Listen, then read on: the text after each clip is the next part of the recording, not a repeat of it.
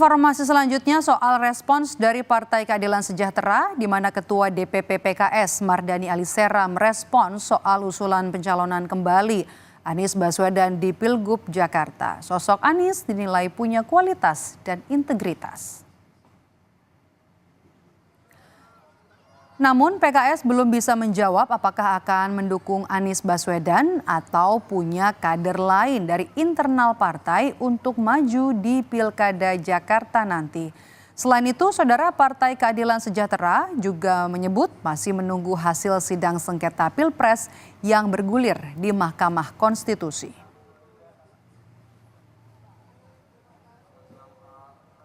Apresiasi Nasdem yang sudah menyebut nama Mas Anies Baswedan.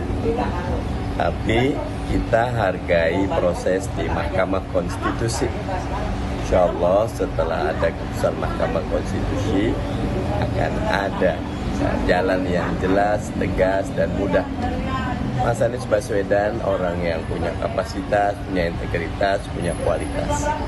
Dimanapun insya Allah akan memberi manfaat.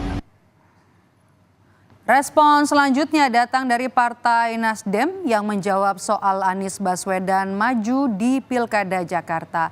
Sekjen Partai Nasdem, Saudara Hermawi Tasli menyebut berdasarkan pembicaraan 3 Sekjen Koalisi 01 telah muncul nama-nama internal partai untuk nantinya bertarung di Pilkada Jakarta.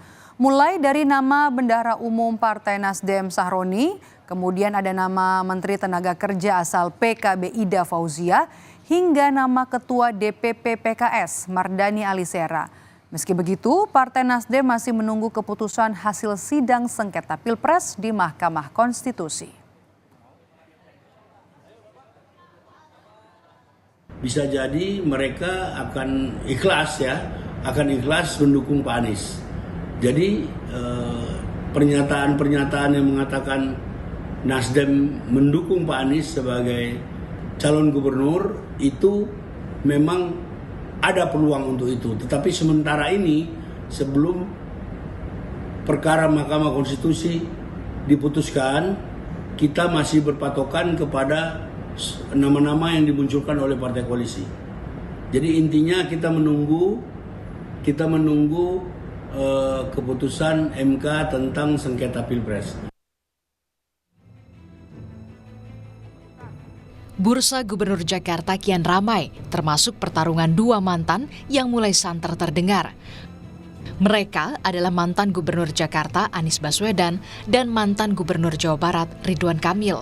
Walau namanya kerap disebut, Anies sepertinya masih konsisten dengan pernyataannya usai bertarung di Pilpres Februari yang lalu. Anies fokus pada putusan Mahkamah Konstitusi sehingga belum memikirkan soal Pilgub Jakarta.